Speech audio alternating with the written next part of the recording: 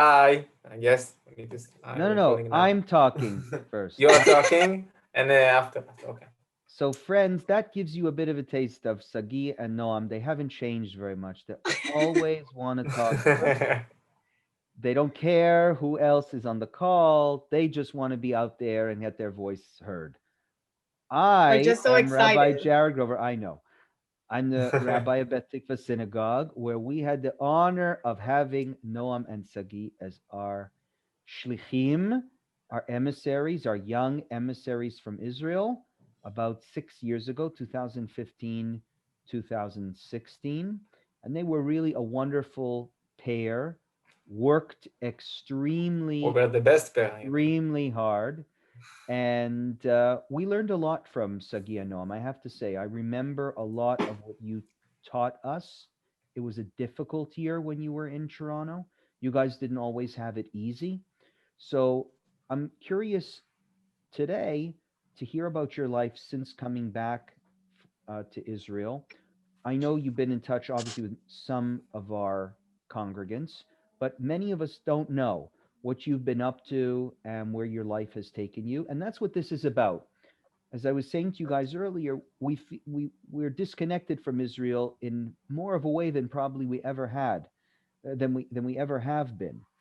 Uh, and so it really helps to speak to you. You're coming to us from where? Where are you, Sagi? You're back in Eilat? Now, right now at my girlfriend's house in Ranana, and because I'm working in the center, so I'm going back and Your forth to Eilat. girlfriend's house in Ranana. Yeah. Okay, very good. And Noam, you are At home, Ramat Gan. in Ramat Gan. Oh, so you guys are pretty close to each other. And how old are you now? 23. 23. Yeah. 23 years old. Yeah. Tell us about why don't you start, Noam? Tell us about coming back to Israel after your year in Toronto and the year of going to camp. You went to which camp, Noam? Shalom. Shalom. Camp And Shalom. Sagi went to Yeah. Ramah. Yeah. So tell us, coming back to Israel after that year, did you guys both immediately go to the army, or did you have a bit of a wait? So I came back from Toronto the middle of September, I think. And then I had about 2 months until November. Okay. And then I joined the army.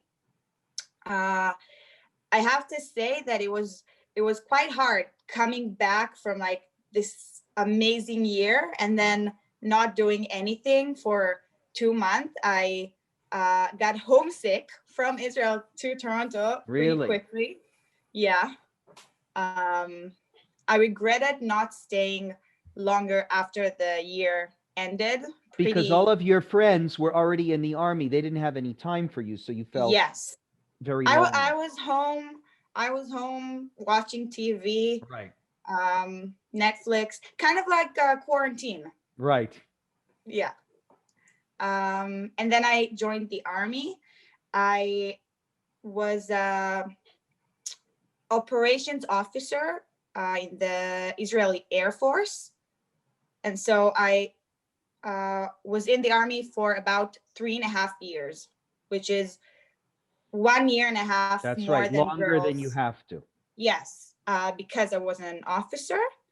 And I actually just left the army less than a year ago, March 20, Okay. right into the corona. Wow. So like, it was really good timing. Yeah. I had plans. I was supposed to go to the US for a few months, and then I wanted to come visit Toronto, and then everything went off the tracks. So we just talked to Noam and, oh my God, why am I blanking on? So embarrassing.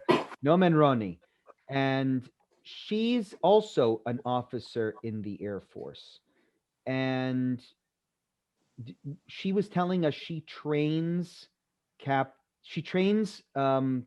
pilots on how to fly in these simulation machines. So what did you do? So my job was in the operations room. Me and the girls that I was responsible of prepared everything before the flights and gave it to the pilots. Like they're getting a piece of paper that says where are they going to fly and when, and maps and stuff like that. So we would give it to them, get it back, coordinate with everyone. When the plane goes somewhere, the other base that they're going needs to know that they're coming.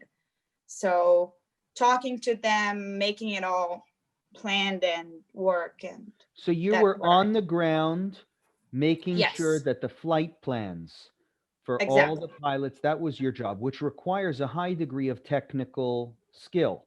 So you were at the airports? At the Air Force base? Yes. Every Air Force base is an airport. Right. So yeah. So did you like your job in the Army? A lot. Okay. I liked my job as a normal soldier, and then I didn't feel it was challenging enough. So that's why I decided to go be an officer. And then I did practically the same, but I was in charge of everything and not just like doing it. And it So was, you were also I had a lot. teaching the new people how to do the job. Yes, and I had a lot of responsibility because I was there every day, and I had 5 to 10 girls that did the actual job that I needed to supervise. So I liked it a lot. Now, did you live on the base for most of the time that you were working in the Air Force? I guess Or for were you a commuting year. from home? So for a year and a half, about a year and a half, I was based in the South, and I was living in the base. Okay. And then once I was finished with my officer course, then I was staged in Tel Aviv, in Sde Dov, if you know the airport. Yeah, Sde Dov is this airport closest to the city center. Yes, but then it was shut down. Yeah, it was shut down. And when it was shut down, I was moved to a different base near Ashdod. So when I was an officer, I could go home every day. It was a privilege. But my girls that I was responsible of, they were at the base all the time. Okay. Yeah. All right. So what about you, Sagi? Tell us about your stay in the IDF, which I think was longer. No, it was like Noam was something like a half year more than me because she was an officer. I was a commander, but I wasn't an officer. So my year, yeah. And you did 3 years. Yeah. So Noam, you win. You're the bigger Zionist. Yeah. Okay. No, I was an officer. I wasn't an officer. I was a commander. Right. I was a sergeant, but like I don't know how they said it in the U.S. Army, if you can say like, but I was the staff sergeant, I guess. Staff sergeant. There's always the officer and then the sergeant. So I was the sergeant of my team. So did you get from the beginning? Me, right? Did you get drafted immediately, or did you wait? Did you have a wait like Noam had those 2 months? I wait about something like 2 months. Okay. Yeah, I had also like 2 months. In Israel, it's always like there is a draft like they need to do in November, in March, in July. It's always like kind of everyone is enlisting together most of the time. So mine was also in November. I don't know. I had a really nice time to be home, to go back to my near Eilat, to travel a bit, to be with my brother when he had the time off of his university. It was pretty much fun.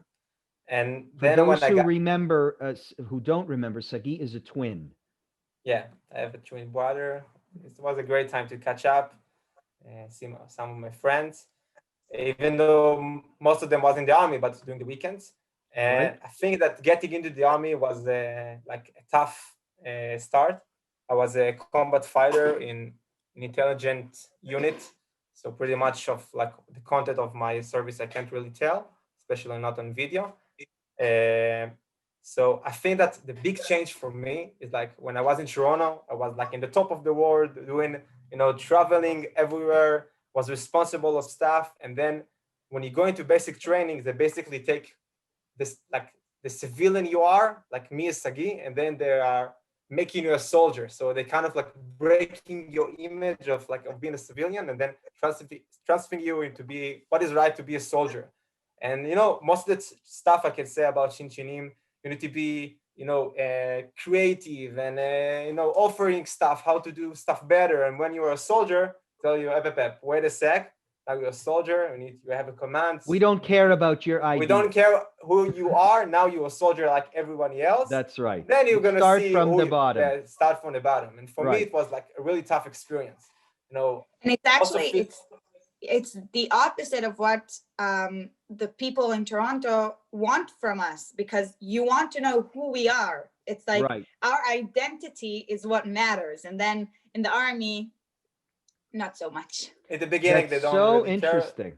Care. Yeah, I always learn, we're doing these programs for fun, but in every conversation, I've learned something really fascinating about the transition to the army and then out of the army. And you've just said something that nobody else really said. That's I understand it, right? We want to hear who you are, bring your own personality every time you're doing a program or speaking. And the army is just the opposite.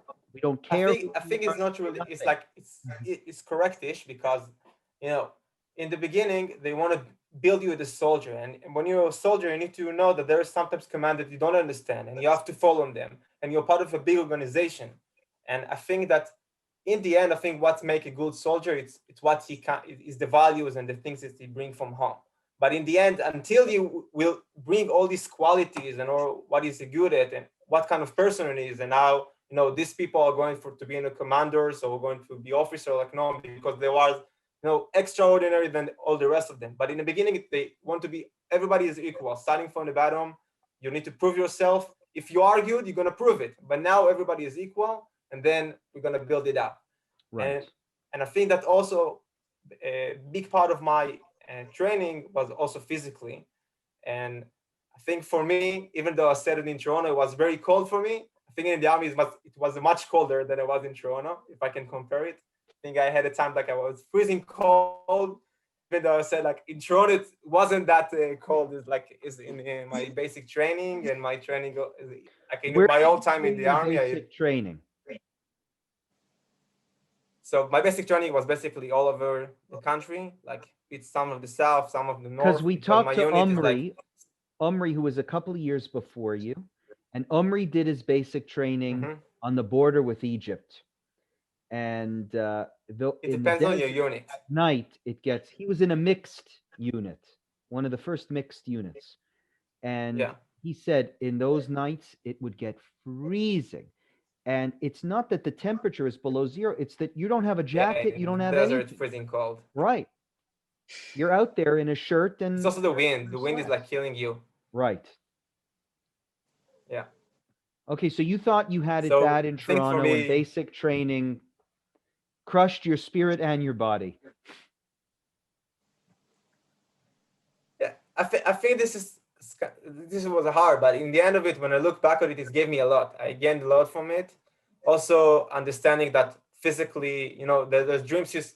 If I will tell you that you will do something, and I did what I did in the army, said I don't think I can do it, but it's telling you that your body physically can do amazing stuff that you never dreamt of doing. Right. And I think this was something unique. And also, one of the greatest part is about I can say the brotherhood between all my team, and the people that I'm next to you, they are one of my closest friends, the one I did all the training with. And also when I finished the training, we came together to the Mivtzai, Yichida, when we came up. Like when you finish your training, you're going into your unit as a team, as I said, Yichida, Tzevet by Yichida, is a crew, Right. I can say. You become a unit. And after this, like because of my, I become part of the unit. There was also teams like that are older than us, but we're joining like the But operational. you haven't told us what part teams that of they the do, army. Where were you serving? No, he can't tell you. Oh, he's not allowed? My base was in the center of Israel. Yeah, my base was in the center of Israel. Like our units was all around. Like our operational task was all over Israel, in the north, in You're the not south, allowed to tell me what the you Gaza did. border. What can I tell you? That my unit was specialized in some kind of intelligence. Okay, you were in an intelligence unit. And also combining it with combat abilities. So it's something that combining both intelligence, so technical knowledge, and also my combat abilities, to do some special task force that, I don't know how to really explain in English, but in order to keep us as a combat. What's special in what Sagi did, that it is part of the intelligence, but they were soldiers. So usually if like combat soldiers, more precise, like usually the intelligence are sitting somewhere behind a computer, or I don't know, listening to things in Arabic or things like that. But he actually went out and did things that he is probably not allowed to talk to anyone about. But that's what's special. He was a combat. It was combined intelligence and combat position. Exactly. Okay. Sagi, are you still there? You're frozen a little bit. I think he froze. Let's see if he unfreezes, Noam, and we'll get back to him after. But Noam, what did you do after your 3.5 years? So March 2020, you said you're right before Corona, and you expect, I'm going to go travel the world. Yeah. So actually, right before I left the army, I went to France and I had a ski trip. So that was really fun, and that with was your family. With my friend, actually. Okay. Yeah. But then, and that was the last time I was out of Israel. And then I came back and I got out of the army, and I was a counselor for a delegation, a Scouts delegation to the U.S., the Sofim Friendship Caravan. Yeah. Do you hear me now? Yes. Yes.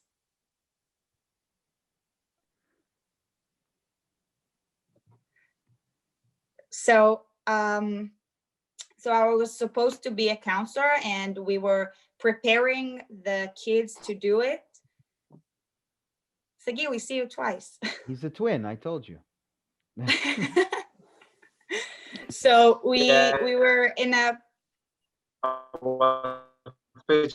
switching to my phone because I moved to my not. Sagi, it's still not a good connection. You got to tell your girlfriend to get better internet.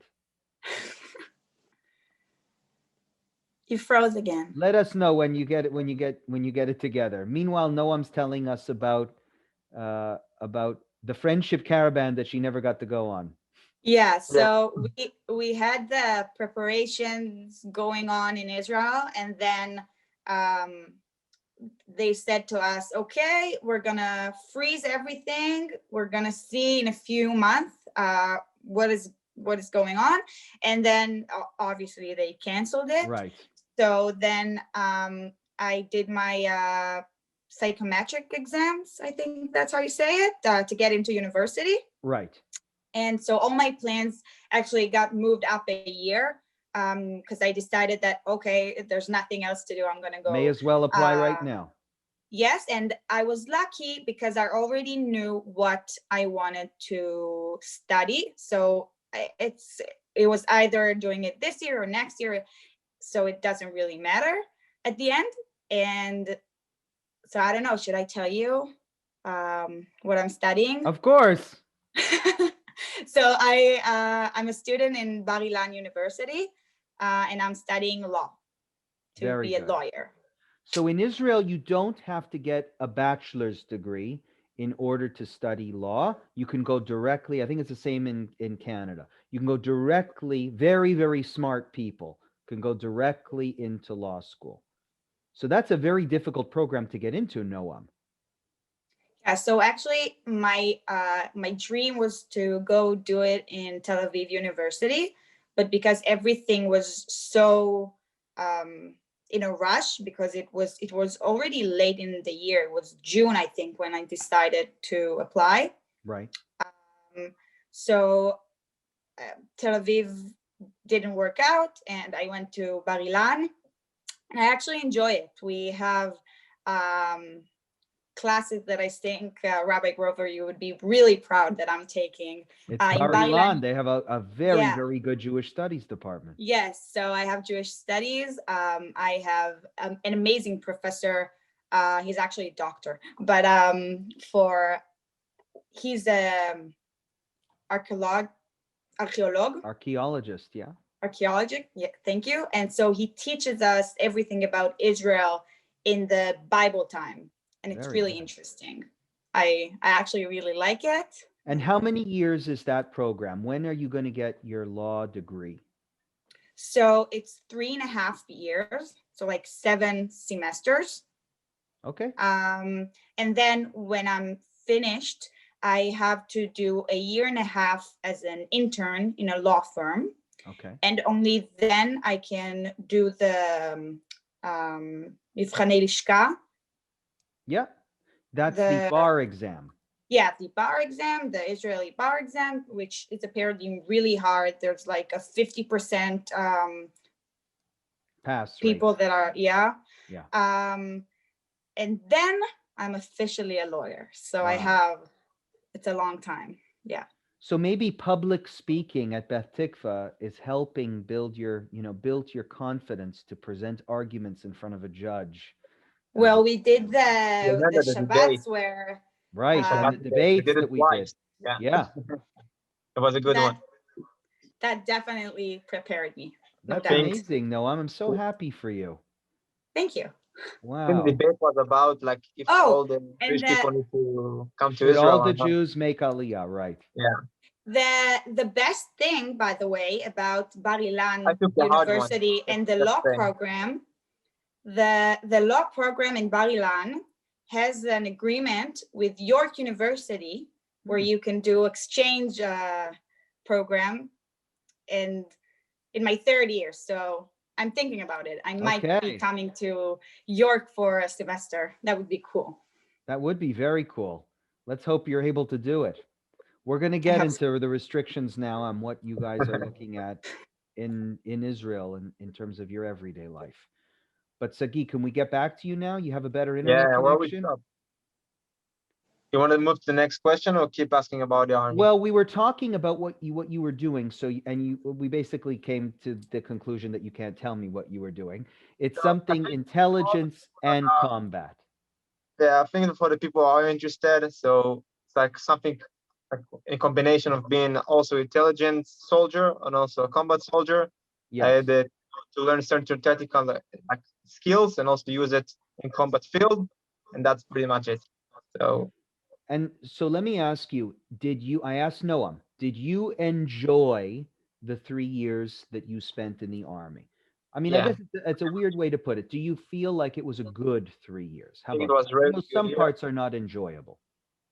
I think the best part of my 3 years was being a commander. I had 14 soldiers, I was in charge of their training. I think it was a really good experience. I think in that part, I also had a lot of influence over people, and I wrote my personality and things that I believed in, and also got a chance, to tell them about also Toronto, about my experience in the Shinshinim program. Right. I think it's really meaningful for me. I think that was one of the first things I done in the army, that actually combining my love of working with people, same as I did in Toronto. And I think this is why like being a commander was something really meaningful for me. Also doing what I did in my service, and also bring it with love of like, leading people, doing stuff, also training, teach them how to do. I really love to like teaching people. So for me, doing all this, being in charge of the training, and also bring them to the fighters, like the lochamim, to the palga, and to the units, was really meaningful process for me. It's such an important thing for people to hear. We're coming from a country where there's no mandatory, no compulsory military service. And to hear how much both of you grew from the leadership roles that you had in the army, right? Even though it was difficult, having that experience of feeling like nothing, like you're not, like your personality does not matter, but trying to help the whole, trying to help the group, and how that helped build your characters, I think Yeah. comes through in both of your stories. So Sagi, after you left, tell us what happened after your So I finished my service about I think almost 1.5 years ago. So I did like the SAT, like the Israeli SATs test, the psychometry, whatever, what it's exactly like Noam. So you also wanted to go to university right away. You didn't want to travel. I wanted to travel, but before, like, because the test, you need to, I wanted to finish with the psychometry test and to did it to get a good grade, and then be able to travel, to work a bit, to save some money for my trip. And then I will trip, and I will come back, and I will start my study. Okay. They save your grade, the grade you get on the test. They save it from about 7 years, some university even 10 years. So you can do it right after you finish the army, and then you can travel the world for anytime. Yeah. Right. Yeah. So I did it, and after this, I was wondering, like, I didn't know much what program I want to do. I knew it was something like in the engineering field. I didn't know exactly if it's mechanical engineering, electricity engineering, like computer science, whatever. So I decided to go to work. And because some of my knowledge I got from the army was the technical knowledge of like computers and etc. So I was applying for jobs, because even though I didn't have an added degree, but some of the knowledge is necessary in the industry, in the high-tech industry in Israel. So I was applying for like a high-tech junior job, and I got into a startup company located in the center. This is why I'm now standing at my girlfriend's house in Ranana. So pretty much during the weeks, I'm doing back and forth to Elat, back home, and also during the week, I'm working in the center. So I think it's interesting for you to hear what I'm doing. So I work in a company named Innoviz. Innoviz is like it's a LiDAR company. For those of you who don't know what is a LiDAR, it's kind of the automotive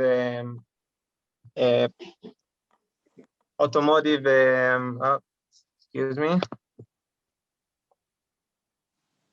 So my company is making a LiDAR, which is a light sensor for automotive cars. So basically, the vision is to create something will be implemented into the next automotive car. So right now, our sensor are going to be implemented into BMW cars in the first automotive car that will be produced by BMW. So there I'm doing kind of like verification and test to the product that we are making. So it's an automotive technology to help. LiDAR means what? LiDAR is the light radar. Basically, it's the light laser radar. sensor. Right. Yeah. To see what's around the car. Yeah, it senses around the car, sending signals, like light signals, basically, laser. And then it's scanning like a field of view, making of a lot of like whatever the sensor, I can get into details what is exactly doing, but it's kind of like combining a radar and a camera and putting on a light sensor. This is basically what it is. And you're you're in a company that produces these, designs them, and ships them all over the world, and BMW is one of your customers. One of our main customers right now. Yeah. And you've been in this company now for over a year. Yeah. You like So your right job? now, what? You like your job? Yeah, like my job. Basically, the original plan was to work for a year and then travel to New Zealand with my girlfriend. But things a bit changed. I think the coronavirus for me didn't really affect it because I was able to work in the office regularly. I went to the office every day, and the plan was about to leave my company around October and then to travel to New Zealand to do some travels. But Now, things New Zealand, changed. you've heard, is completely closed. Yeah, completely closed. Yeah, That's you couldn't have was a picked big a worse change. place. Yeah, exactly. So I things would a go bit right changed. now to wherever will take me. I would Yeah. go. So after a year, also things got, I think, for the best side because I was offered to move to the US. So I'm about to move in 3 or 4 weeks to Michigan. My company now is moving into mass production. So they asked me to move there for 6 months to support the whole ramp up of this line that they are building in Michigan in a place like about half hour from Flint. I guess most of the people Right. of North America heard about Flint. So the factory is Michigan gonna is a major center for the automotive industry. A lot of parts are yeah. manufactured there. It's very close to Toronto. I And hope that by then the border will be open and will right. be come visit. And you're going to be there. They recognized what a talent you were. And now your schooling is on hold because you're growing so much in this business. Originally, I didn't intend to go to school this year. I was planning on going next year. So instead of like doing a trip in New Zealand, I'm gonna do a trip in the US and Canada. A trip and in also Detroit, right? Detroit, New trip in Zealand. Detroit. Yeah, So you but I mentioned think you better mentioned a opportunity, so girlfriend. I'm really happy about it. You mentioned a girlfriend. Now, is she going to be coming with you to Michigan? We are waiting for You're Biden. talking about it. We're waiting for What? Biden to give her a visa. And if Okay. Biden will give her a visa, Oh. she will be able to come. So what is her name? Nitzan. Nitzan. And has Nitzan ever been to Toronto or seen Toronto? No. So I told her a lot about the community and she really wanted to visit. But I and hope you've that been it will dating be Nitzan for a happening long time now. 3 years? 3 years, yeah. Ooh, hot and Ooh. heavy.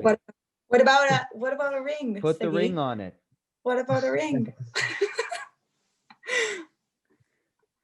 You said I'm allowed We to look laugh about forward, Sagi. Sagi. Yes, you're allowed to laugh at him. That for Yeah, sure. okay. We look forward to meeting her and to me eventually doing the wedding. Now, Noam, is there you don't have to discuss it with us. Is there a significant other in your life? Yes. His name is Amit. Do you care to mention him? No pressure. Yeah, Amit, well, okay. I already talked to you about him. I remember. I don't know, if but you this remember. is a public conversation. No, I'm just making sure that you remember. I remember. Amit. He's a pilot in the Air Force, so he's still in the Army, and he has I think 5 more years maybe. And he lives in Beersheba, so I'm going back and forth from Ramat Gan to Beersheba, which is actually not that bad, and the train is good, and I don't know, an hour, I think. So you're traveling from Ramat Gan to Beersheba. Yeah. But what about him? He doesn't travel? He does more than I do. Good. He does. I'm just checking. There's just more to do in Ramat Gan. I know. Well, now not so much, but usually. Right. Yes. The trains in Israel during Corona are all running? No. So I think today maybe, or maybe yesterday, they started again. But for the last month, I think, they didn't have any trains from Tel Aviv and south, but they had them Tel Aviv, like north of Tel Aviv. Okay. They're using the time when there is a quarantine to improve the lines. Okay, since there's not as many trains that are needed, they do repair work on the lines now. Exactly. So you've been dating Amit for more than 3 years, right? No, actually, like less, 2.5, maybe less. Yeah. And he's also never been to Toronto. He's never been, and I'm waiting for to the get them there. Yeah. Very good.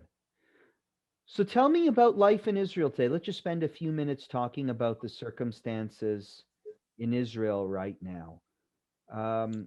We hear in Canada 2 stories about Israel. There's the story of the vaccines and what a big success it is. Have either of you gotten your vaccines? Yeah, I got the have. second step. Both of them? I had my first one. You had your first, Sagi, totally vaccinated. Yeah. So that's one of the stories we hear. Now you have to let me into Toronto. Right. Yeah. That's one of the stories we hear, that it's a vaccination miracle and the highest vaccination rate of any country in the world. But then there's another story we hear about the rate of infection, which doesn't seem to be getting down under control. So what is the coronavirus story in Israel a good picture or is it a bad picture? Is it hopeful or are you feeling like this isn't going as well as we thought? I think it's amazing because what you said, me personally, I feel those 2 stories. Like, okay, on the one hand, people everyone that I know are going to get vaccine, but I also hear stories about people that are scheduling an appointment and then not showing up because they want the vaccines to go to waste, like vaccination. Yeah, but, it's all over it's over the news. Yes. So it's strange and I can't understand it. And then also, I don't know if you saw the pictures from the funerals in Jerusalem. Yes. Like, I honestly, I can't even describe the feeling that I got when I saw those pictures because I'm not leaving my house. Like, all my school is on Zoom and I'm not going anywhere. And then there's right. You take such good care of yourself in order to make sure that the virus doesn't spread. And then you see these images of people who are careless in the way they live their lives, and they're just going to cause increased spread. And when there's a lockdown, it's not like they're going to lock down here. You have to lock down everything, the whole country. And but I think this is also something that is, like, I think it's a solution to do lockdown into certain cities, but I think that the political situations in Israel and all the debates, they shut down all the country. I know, like something like a sense of equality that everybody needs to be locked down. And I think what I'm disappointed about the coronavirus in Israel, that I think that most of the decisions that made out like of political decisions and not something that the first priority was political interest, and not the health of the public. And I think that if our leaders would take into consideration that put the first priority to be the health of the people, I think would be in totally different. Because we talked about New Zealand earlier, but think about it that Israel, it's kind of like an island, even though it's surrounded by many countries, but the borders are closed. The only way to enter Israel is by plane, the same way to enter New Zealand, for example. Right. But New Zealand managed to do it. They closed the border, and I think one of the biggest mistake was not closing the border. That was also, I think, for me, I saw it as a political decision not to closing the border, not to get someone upset, especially not the US when they wanted to close the borders. for Americans because when the pandemic got really worse in the US. So I think for me, I see it as like this crisis is managed poorly due political decisions. Very interesting. Noam, you feel the same way. What Sagi is saying is, especially in Israel, you're in the middle of what's going to be another election soon. So Yeah. the decisions are being influenced by politics and not by what's the right thing to do to protect everybody's health.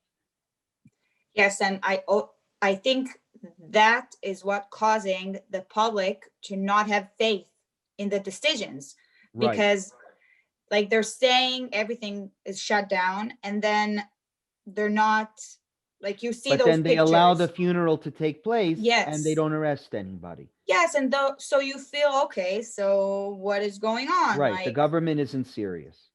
I think the yeah, media, and the picture they're painting in the media, it's like kind of confusing. I think the media is really focusing about like what's happening in the Jerusalem, in the Haredi communities. Yep. And I think also there is no intention, when I look about like the Arab society, for example, I think the government did a lot of effort of like, understanding that there are different communities that need to address this issue in a different way.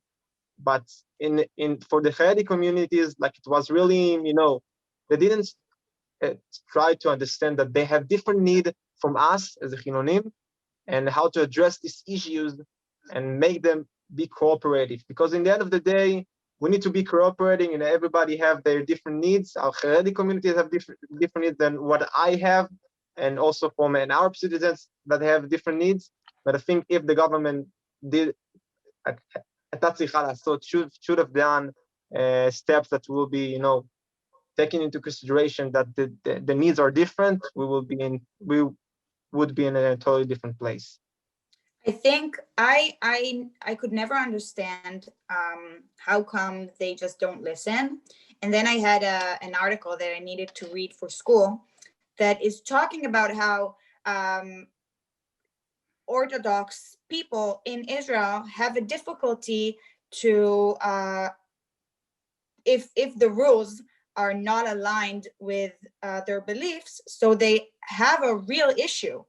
And Right. the article explains why and what are the rules in the halacha that are allowing it in other countries in Israel, and it's actually different. In the matter of halacha, it's easier for an Orthodox Jew to listen to a Canadian rule than an Israeli, because if the Canadians are not necessarily Jewish, then it's kind of like the kings that they used to have in Paras, and like when Right. Israeli.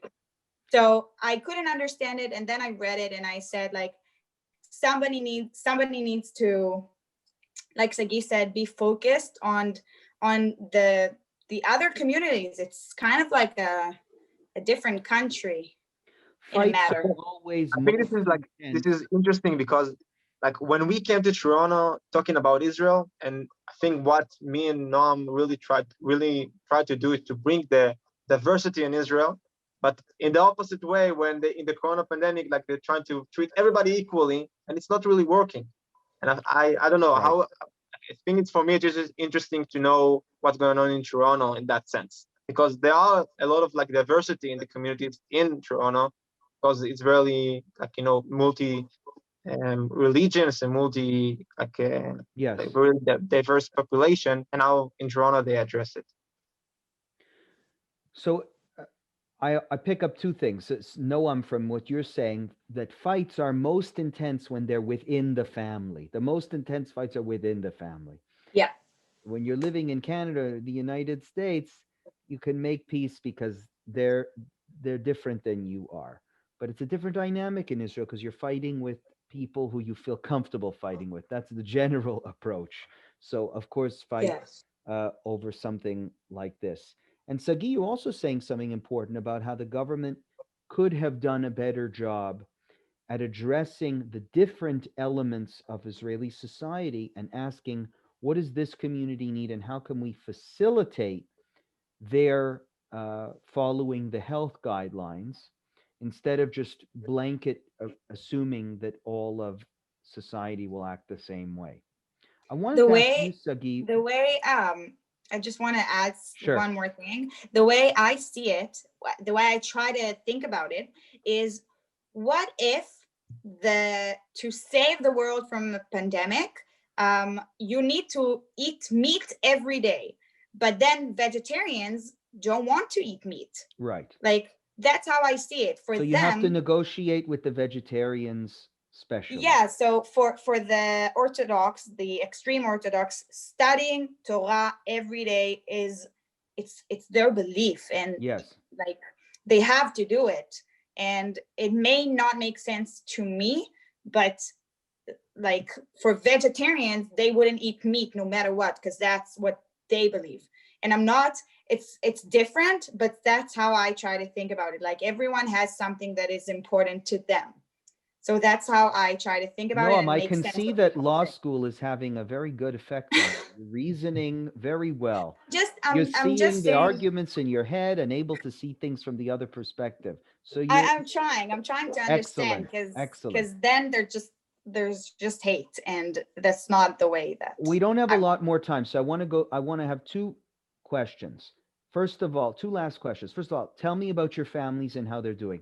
Sagi, I have a question about your family because I know Eilat has been hit very hard, worse than other parts of the country because it's a tourist attraction. Have your parents felt or seen the effects of the pandemic, the bad economic effects of the pandemic, you think worse than others in the country? My parents they are not doing. My mother is like in education, and my father is like in a more like infrastructures. They're not really involved in like the tourist community, but like a lot is affecting directly from tourism.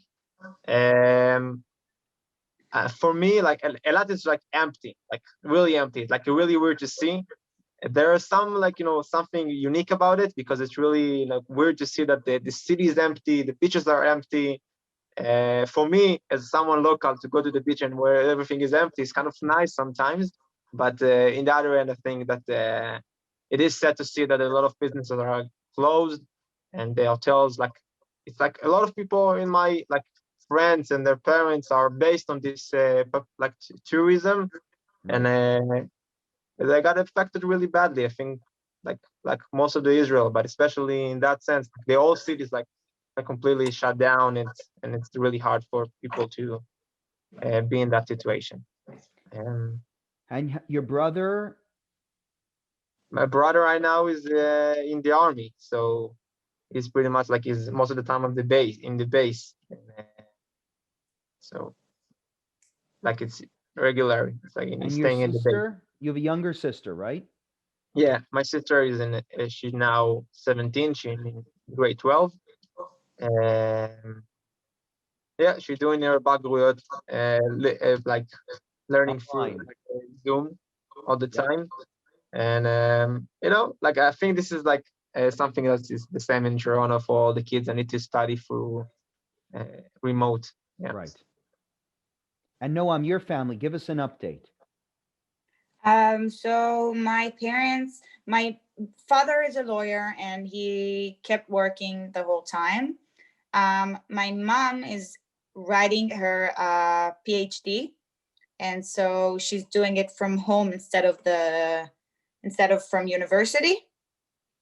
And I have two younger brothers, one who is studying in the Technion in Haifa. So he's going back and forth, and he's doing everything online, like all of us, I think. And I have a younger brother who's 15. He's in a theater school. So it's really hard doing it from home. Yeah. But I hear him sometimes like singing and dancing and acting from home. In his room, right? Yeah. So we're like everyone's finding a way to do the best they can. It's been a year, so I think everyone is like used to things, I guess. Already. Yeah.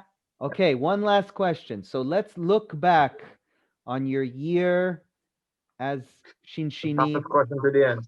in Yeah. Toronto. Was it a waste of your time? Was it Definitely. important? No, I'm Tell kidding. me I'm how kidding. you tell me how you think of that year, and what you would tell somebody now who's asking you, should I go? So I actually have Absolutely. I have two girls that has been talking to me the past few months because they want to go do a year abroad, and two of them are actually coming to Toronto next year. So I've been talking about it nonstop the past few months and just saying how amazing it is. I think it was a unique experience. Something that I I did know to appreciate at the time, but I appreciate it much more now, like even more. The passing of Just time has allowed you to appreciate it more. yes, but I also appreciate it like when I was there. But I Yes. think meeting the people was that's what I always say to people, like the connections I made and people that I'm still meeting, like when people are like the grills came to Israel Yes. a year ago maybe, or maybe a bit more, and I met them. It was amazing, and I keep in touch with the Feldblooms like all the time,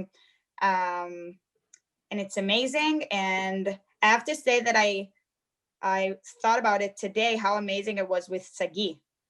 Like I learned a lot. From I Sagi. actually Wow. I learned a lot from Sagi. He's like the most, he's so patient and I'm so not. And he like, and I just learned so much from him. And I'm really grateful for the year. It was amazing. Sagi, Me what and about Noam you? became the really good friends after this. Like all the rest of the couples around Comuna became really like not, and we became really close. It is unique. It is unique, right? A lot of times you're with each other every day for a year. You don't want to see each other anymore. Yeah, but But this we year, had those moments. We had those moments. Right. but I think in the end of the year, both of us said like we came and like we're really happy for this year, that the chance to meet each other and to get really close friends. And I will say, I will add to Noam. I think like she said it perfectly. I think for me again the loss from this year. You know, it's interesting. We like when we coming to Toronto, we said we coming to give to the community. But I think as I see it, I gained a lot, especially the connections, like the connections with the people. When I look back, um, I always thought I'm telling you this always, but like my Jewish identity is really had the Toronto community had a big effect on my Jewish community, and I think this is like a gift that I got from Toronto. Absolutely, uh, you know that how much like the experience in Bet Tikva had a profound influence about me, and so if I would, and also about understanding it, like the place of Israel in the diaspora. I think this is something that Israelis don't understand it. And I think this is something really unique. And for me, when I came back, like this kind of story of like what is like to be in a Jewish community in the diaspora, to bring that experience into Israel to the people. Like I tell like stories like that for the people like for Nitan, for example, for my soldiers to give them the story that I learned from the community. I think this is something that had a really big influence on me, and I had the privilege to come back to Israel and to be like a shaliach for the communities in Israel. And I think this is something that I'm really grateful about. Yeah, because you're saying, when you were a commander, you got the chance to talk to your soldiers about what your year as a Shinshin was like. Yeah. So that year influenced not just you, but had an effect even on, one could say, broader aspects of Israeli society, changing maybe their points of view. Yeah. And the Very, story of very this good. community will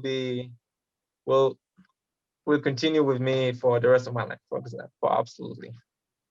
It's a home away from home for us. We're for very, me. very glad I'm very glad. We and I are very glad that you feel that way, because we feel the same way about you.